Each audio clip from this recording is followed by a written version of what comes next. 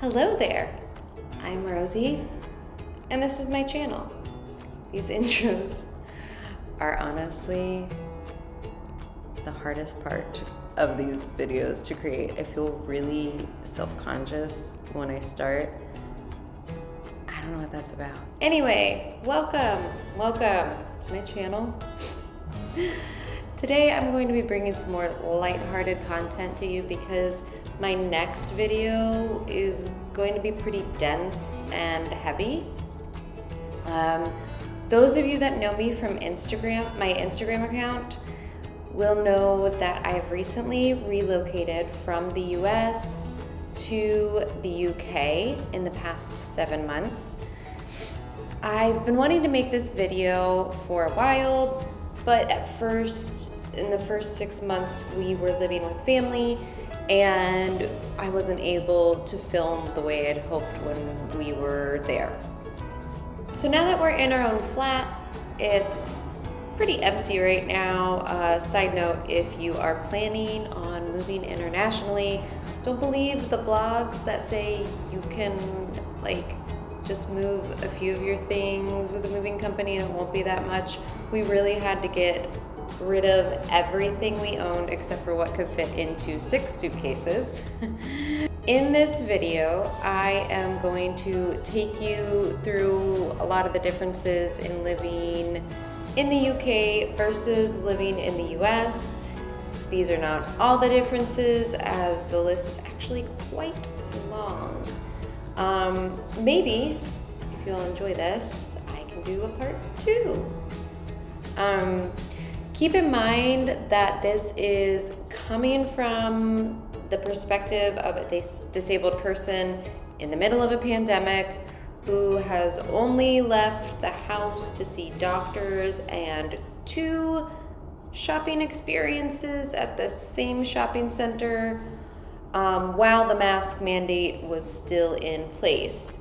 If I do make part 2, I would like to wait until I've actually gotten to experience UK outside my flat, so I can kind of speak on that as well.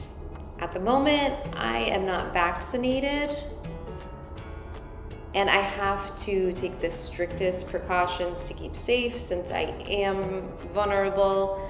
By the time this video will be out, I will probably be on my way to getting my first dose of my vaccine, so that will make me feel a lot better. I'm going to start the differences by taking you through my flat and showing you the major differences with just flat living. I do intend on talking about things like cost of living, the job market, medical care, and more things like that. Again, if I don't have time to cover it all, I will save it for a part 2. I tend to have a lot to say with these videos, and I will try to keep my videos under 30 minutes. It's just, you are like the only people I talk to right now in my isolation, and a girl gets lonely. So please be my friends. Yes, if you do want to be my friend, you can go join my Patreon, Honestly Rosie. To get to know me better, we have a really, really great community of like-minded folks that support one another, and the more that join, the more fun content I can make on there and on here. So maybe you want to go do that? The link will be in the description below. Let's start in the kitchen. The first major difference you will probably notice immediately is the fact that there is a washer/dryer machine in the kitchen instead of like a laundry or utility room like we mostly see in the US. I originally didn't like this idea, but I must say I have become a big fan of this location. Would I say no to a beautiful laundry room like the ones I have pinned on my Pinterest board? Of course not. I love a sexy laundry room. This is not a video where I show you my future house design dreams. Let me know if you want to see that video. The reason I did end up liking the location of the machine so much is mostly due to being a spoonie, having a chronic illness. For those of you that are unfamiliar with the term spoonie, if you would like to learn more about the term, I will again be suggesting my favorite disabled YouTuber, Jessica Kelward-Fozard. I will put a link card up here to her video that explains what a spoonie is. And I also would recommend this really, really cool website called Google. You just like type in what you're looking for or like what you want to know, and it gives you like options to look at. I do want to warn you though that you have to use your own discretion of if the resource is a reliable one or not. Because I am a spoonie, I really, really have to be careful where I use my energy. But I'm also a mom, so if I don't do laundry some days, my kid might not have sheets to sleep on. Some days, kids just spill on every single sheet that you own, and there's no way to get around it. You just have to do laundry. It's just reality. The laundry in the same room as the kitchen, I can plan accordingly so that I can make food and do laundry at the same time, which really helps. It also helps that UK flats and houses are generally just much smaller than in the US. Our flat is actually exceptionally large for the UK. In fact, it's like the perfect size. I honestly don't know that I would really want much more space than what we have right now, even if we could afford anything we wanted. I conserve just so much energy not having like all this space to walk through just to get to the kitchen. I remember in Illinois using my entire day's worth of energy just taking the stairs for my morning latte. That was it for the day. Now, I do have some complaints about the laundry machines here. They really, really suck. Their capacity is like a quarter load compared to the US machines, and the drying ability is lacking. It is absolutely necessary to have a drying rack / error is what they call them here, or you will be drying these clothes all damn day. I have gotten to the point where hanging my clothes is starting to feel like meditative and kind of romantic, but it also does take a lot of my spoons up for the day. I was kind of surprised to find out how dryers are priced here, because with the lack of quality drying, I thought they must be super cheap, but they are not. Oh, while we're talking about machines, let's talk about dishwashers for a minute. It's not always common to see dishwashers in rentals, but we are in a much more modern building that uses like amenities as their selling point. If you are lucky enough to have a dishwasher, it will probably either be a standalone dishwasher that takes up a lot of space, or a camouflage dishwasher like ours that blends in with the cabinets. The cycles take such a long time. Oh my God. Truly, I really don't understand it. No matter what setting I try, it's a minimum of 3 hours. Why? Why? I do love the sinks here. They are built with like a drain board on one side that drains into the sink. So that's just kind of like standard with every sink, and you just put a rack on top of it. Like, you know, with ours in the US, you have to get the draining piece underneath that always gets like moldy and gross, and I hate that piece of plastic. But you just like, that's part of the sink here.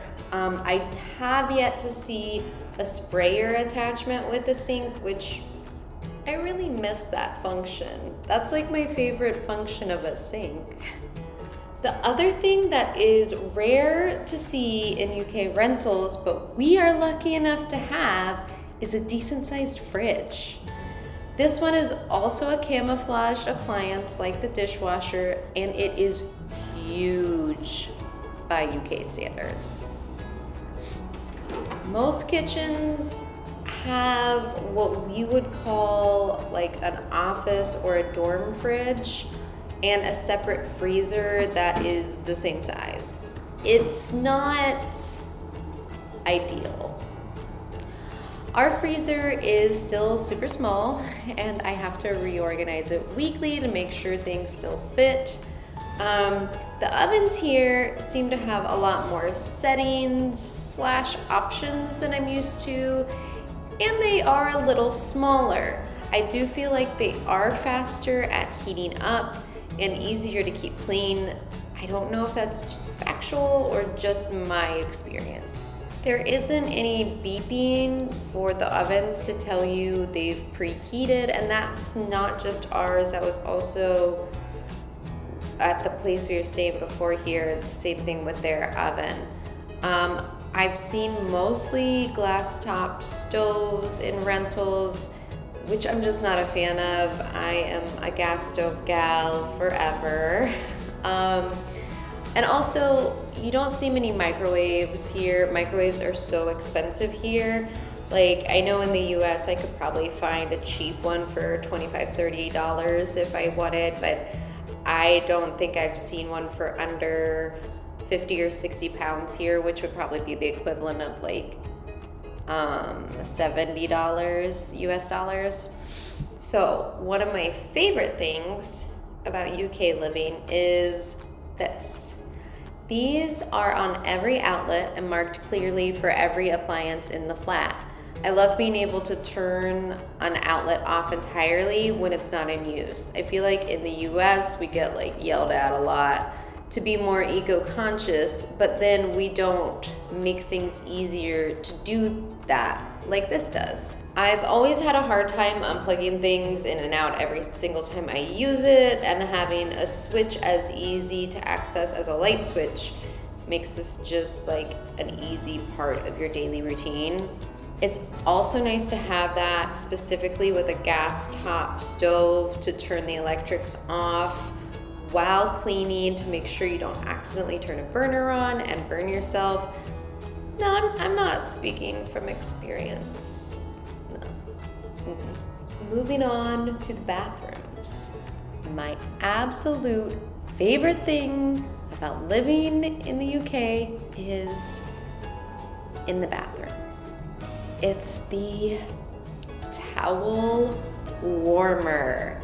Literally the best idea and thing to have, especially with temperature regulation issues like mine.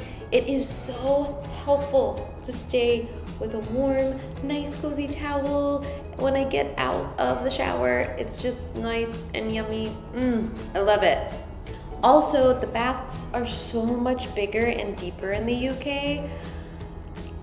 I am not a fan of the toilets. They are not conducive to my body type, and every single time I sit on them, my legs go to sleep. I don't know. In the bedrooms, you normally don't have any closets. Again, we are in a newer building, so we have a lot of things that are modeled after US living. In a lot of places, you have to get a wardrobe, and that takes up a huge amount of space, and they aren't super attractive. We are using this horrid plastic thing until we have enough money for proper furniture. Bed sizes here are disappointingly small. I would say the king size is more equal to a roomy US queen size bed here, and that there is a super king size bed, but it also isn't as big as a US king size bed, and it's very expensive. That being said, bedding costs in general seem to be a lot more affordable here than in the US. Things like quality sheets and pillowcases are super affordable. Pillows aren't as quality, but they are very, very cheap. Hopefully we're gonna find some quality ones soon. A very, very odd thing about rentals is that you're responsible for bringing your own ceiling lampshades, something we have yet to afford. I am more of a table lamp fan anyhow, but this did strike me as odd.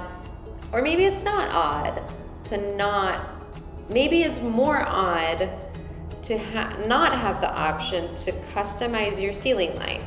Or maybe it's because I'm used to seeing more ceiling fans than there are here. Which brings me to a very heated topic: UK weather and the lack of air conditioning in the UK. If you are from the US and you are living in the UK, you are probably having a good laugh at this right now, because my God, the complaints about the heat in the summer here. Okay, we had one hot week where the temps did get up to like 88 Fahrenheit one day, but the entire rest of the summer, the temperatures have been like between 68 and 72 on average, with a lot of rain and clouds and wind. Now, if you decide to make fun of the fact that Brits can't handle the heat, they will yell at you that houses here weren't built for heat and that they are therefore hotter than the houses in the US. I have a few responses. First of all, the houses in the US weren't built for heat either. That's why we have air conditioning. They were really built horribly, and there's like a whole other thing about that. We're not gonna get into that now. The other thing I have to say is like ceiling fans, they exist, and that they work really well in this type of weather. Something else I like keep thinking about with them saying like we don't have AC, it's so hot here, is like I wouldn't turn on the AC in these temperatures in the US. I would just turn on the ceiling fan or a room fan. And the thing is, I don't see many fan options, even when I look for like a simple desk fan that like rotates, oscillates, that's the word, for our new flat for the bedrooms. Like, you don't have many options to pick from. And that is a common thing here in the UK, that we don't have as many options. I'll get into that in a minute. But it just seems like there are many solutions to increase airflow that can be affordable, which seem to be the main complaint about these buildings, is the airflow isn't good. So I'm like, create the airflow like we do in the US. I mean, I grew up in a house without air conditioning in the South, and we had ceiling fans, we had an attic fan, like we survived, and it was much hotter than this ever got. Okay, so like, I don't even know if they know ceiling fans exist here. I'm just not sure, because I haven't seen any. Or maybe they just want to stay miserable here in the UK. And, you know, and this is one of those ways they can. I'm gonna get some hate for that one. That being said, I have adjusted fairly quickly to the mild weather, and now when it gets their version of hot, I do feel hot.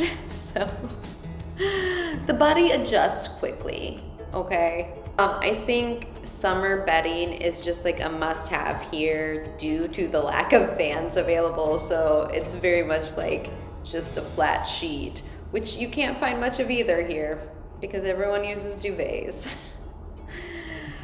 Oh my gosh. So as I am writing this script, I was seeing that this is going to be a two-parter.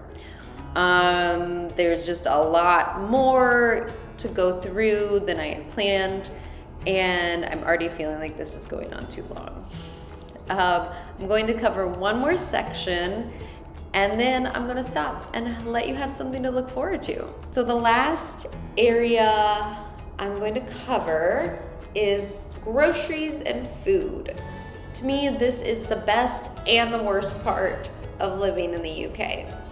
I love how affordable basic food needs are in comparison to the US. Our grocery bill is so much less here, and not just because of the exchange rates. I do the math, okay? I also love that they don't use any corn syrup in any foods here. There are no GMOs here. It doesn't exist yet here. In fact, apparently like there was a product recall in one of the stores because one of the like crispy M&Ms had GMOs in them, and they had to recall them immediately because they're not allowed to be sold here. I also really love their chip bags here. I'm going to show you because it's so cool. Now, not every bag of chips does this, but they are the most common way for them to come. So as you can see, you have a normal size chip bag here. Sorry, crisps for any UK watchers. But within the bag is actually smaller 1 serving size bags. I love this because you can still have like your mindless eating moments with your snacks, but you don't have that same shame spiral afterwards later when you realize you accidentally ate the entire bag. So there are also rarely big cases of food like there are in the US. You can't like get a big thing of pretzels at Costco. Although there is a Costco here, I just haven't seen it yet. I'm not sure if they sell things in bulk, but you don't see anything like big like that in the grocery store. Even like the peanut M&Ms that I get here, they're the biggest bag you can get in the grocery store, and compared to the biggest bag you can get in the US grocery store, it's about the same size as like the first size you get in the US grocery store, if that makes sense. That being said though, I had a big complaint in the US with my peanut M&Ms, and that like half of the bag I would go through would be peanutless and I would throw them out. And I've only found 3 peanutless M&Ms since I have moved here. There are almost 0 like pre-prepared, partially ready-made type of food here, like mac and cheese in a box, rice-a-roni, and other easy meal additions like those. They do have some meal kits, but they're very limited with their options, which again is normal for shopping in the UK. It's like, it's so weird going from like trying to pick out a toothbrush in the US out of like a wall of 40 different choices, and then coming here, literally having 4 options to choose from. So it's really a stark difference. It's not just like a couple less options. It's a vast difference when it comes to options. We were ordering delivery a few weeks ago and we selected a cucumber, and you know, in the US it's like they don't have this cucumber, so they'll give you this other cucumber as a substitute. Well, here, instead of a different cucumber, they gave us celery because there's just one cucumber option. Just like, you get what you get. I think the pre-made meals like mac and cheese and rice-a-roni, those kind of pre-packaged foods, is a very American thing because of how much we work over there, which is something I'm going to talk about in the other video, work hours and things. I think they had to streamline dinners so they could make longer work days in the US to increase productivity and all those kind of things. I do like the fact that everything is so fresh here, but that does have the drawback of needing to shop more frequently for things like produce and only getting what you need for like a couple days at a time. This is something I find hard as a disabled person that doesn't have a mobility that will allow me to leave the house independently. So I have to use delivery. It's just not reasonable to pay a delivery fee every couple days, unfortunately. Other things that have been hard for me to adjust are dairy items mostly. It's a much stronger flavor than I'm used to, which is odd because the rest of British food seems incredibly bland to the point that I want to cry sometimes. It's okay. There are also different types of bacon here, and the closest to what we have in the US is called streaky bacon. I think it tastes most like US bacon when I sprinkle a little brown sugar on top and put it in the oven. So yummy. Finding safe foods with me has been extra challenging, and until I had my own kitchen space that I could comfortably cook from scratch, I really wasn't able to eat much. I am so happy to be able to have this space, but I can say that having those like little pre-prepared side dishes like rice-a-roni and things did help on days that I was in an extreme flare, and it is really hard for me here to be able to eat when I'm not feeling well. On those days, I end up choosing resting over nourishing myself. So it would be nice to have that little extra help in the food department on those days. If you are curious what my overall thoughts on living here are and the cost of living difference, you will have to join me for part 2 of this. Be sure to comment below any questions you want covered in part 2, and let me know what your favorite thing that I showed you here today, or tell me what thing was the weirdest to you or like surprised you the most. I'm really curious to hear. Thanks for watching. Don't forget to smash that thumbs up and subscribe button to keep getting more of my content. Until next time, good night.